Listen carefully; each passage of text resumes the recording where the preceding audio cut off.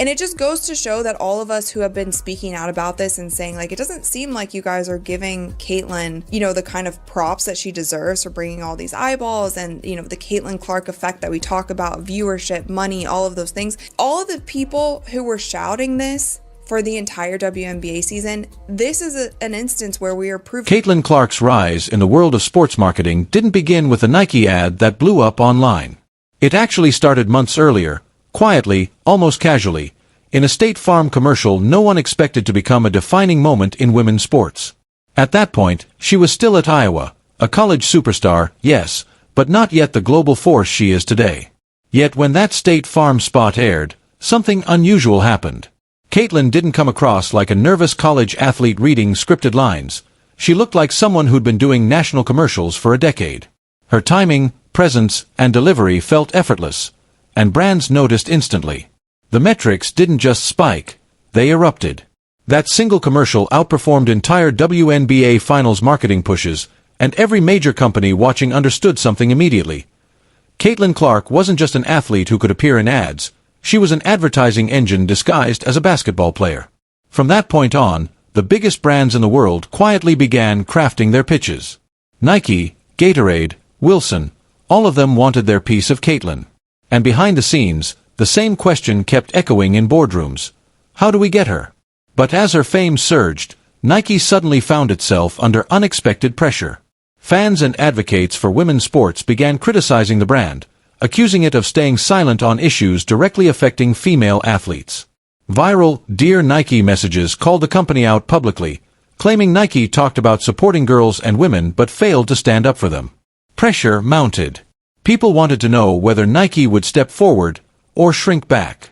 Nike's response came in the form of a commercial so visually sharp, so emotionally charged, and so perfectly timed that it didn't just answer its critics, it shut them down. This new Nike x Caitlyn Clark spot wasn't merely an ad, it was a declaration. It opened in complete silence, inside a dim locker room, with Caitlyn sitting alone. She lifts her head, slowly opens one eye, and the internet instantly lost its mind. At first glance, it looked like a CGI snake eye, a reptilian iris glowing in shadow.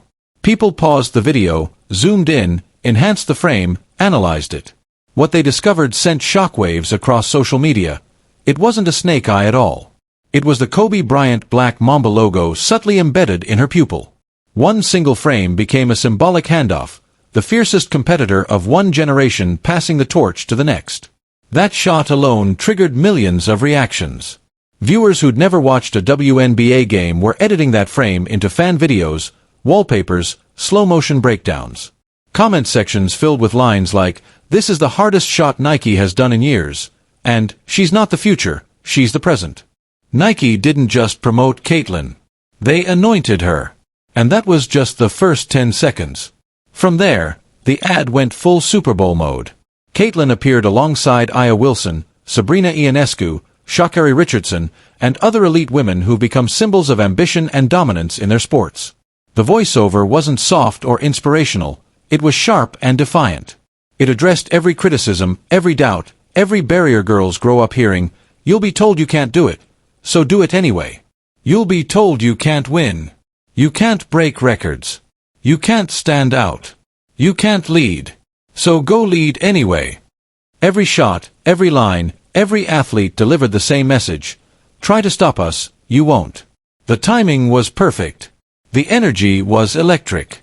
But the viral explosion that followed centered on Caitlyn herself. Although every star in the ad delivered impact, Caitlyn's scenes felt like a spotlight, a signal that she wasn't just another athlete in the commercial. She was becoming the face of the entire movement. And the numbers proved it within hours. Tens of millions of views, thousands of edits, reaction videos everywhere, trending in multiple countries. Research firms ranked it as a top-tier, Super Bowl-level ad for emotional impact and cultural weight.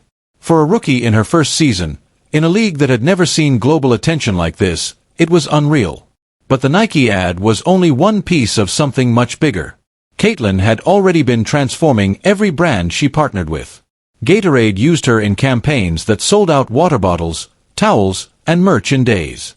Wilson released special edition basketballs featuring her initials, and they instantly became collector items. The CC monogram, mocked by some when it first leaked, turned into one of the most requested logos for apparel, posters, and merch. Kids carried Caitlyn-branded Gatorade bottles to school. Wilson basketballs with her signature design started appearing on resale sites. The numbers were undeniable. Every brand Caitlyn worked with saw the same pattern. Viral clips, skyrocketing sales, massive search spikes, unheard of engagement levels. Marketers call this the conversion effect, not just views, but purchases. Caitlyn Clark had become the most powerful marketing force in the history of women's basketball. For brands, she wasn't hype, she was revenue. Fan reactions amplified this even more. Under the Nike commercial, you'll find thousands of comments from people saying this was the first WNBA-related ad they ever watched, the first Caitlyn jersey they ever bought, the first reason they looked up Fever highlights. Some admitted they were watching the WNBA specifically because of Caitlyn.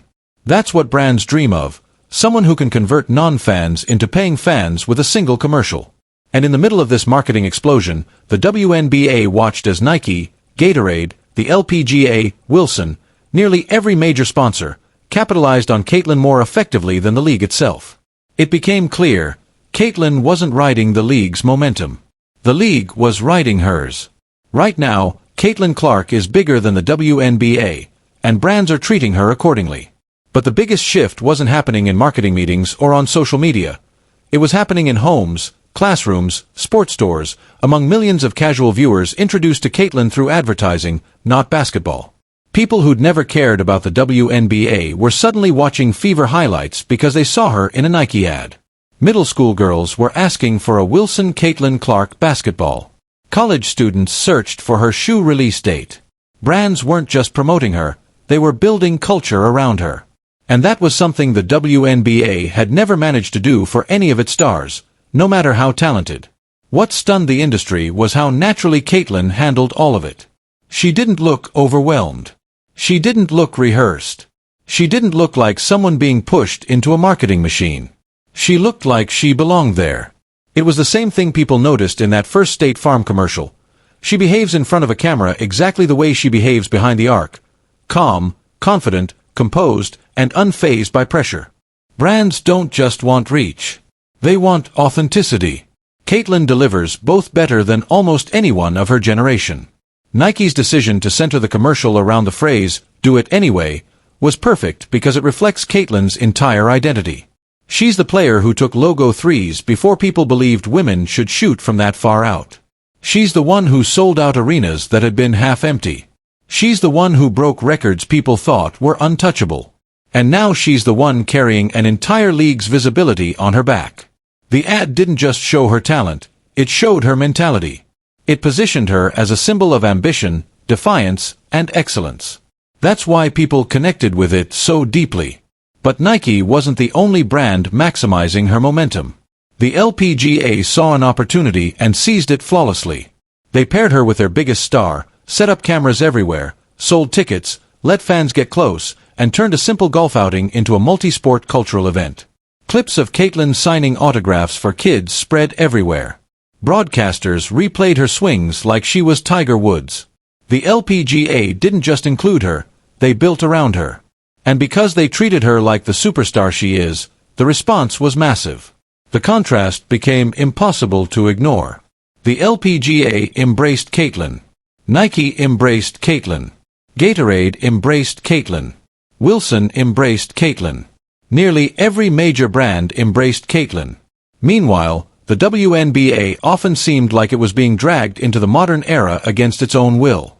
Fans felt it. Sponsors felt it. Broadcasters felt it. And whether the league likes it or not, the market has spoken clearly. Caitlyn Clark is the gravitational center of women's sports right now. Ignoring her, or worse, downplaying her, isn't just bad PR, it's financial disaster. Every viral Caitlyn ad, every sold-out appearance, every cross-sport moment proves the same thing. The world has chosen its star, and brands are following that star with their budgets. Now the question becomes, what happens next? Because Nike's commercial wasn't simply another ad, it was a line in the sand. It signaled to every company on earth that Caitlyn Clark isn't just a promising rookie, she's a cultural movement. And movements don't slow down. They grow, expand, and pull more people in. Her next shoe drop will break sales records. Her next commercial will go viral on impact. Her next endorsement deal won't just be a contract, it'll be a cultural statement. Brands know this. Fans know this. Even her critics know it. And whether the WNBA likes it or not, this new era of sports marketing is already underway. Caitlin Clark is now the face of the biggest women's basketball commercial Nike has released in years. Gatorade is building entire campaigns around her competitive edge. Wilson has turned her signature into must-have collector items. The LPGA is already plotting how to bring her back for more events. And every company unsure about her a year ago is now fighting for even one commercial appearance. This is what happens when a player stops being just an athlete and becomes a brand. This is what happens when commercials don't just sell products, they ignite movements. Caitlin Clark isn't just driving viewership anymore, she's driving culture. And everyone watching can feel it. Every clip, every ad, every interview, every frame of that Nike commercial sends the same message. The rise of Caitlin Clark isn't slowing down.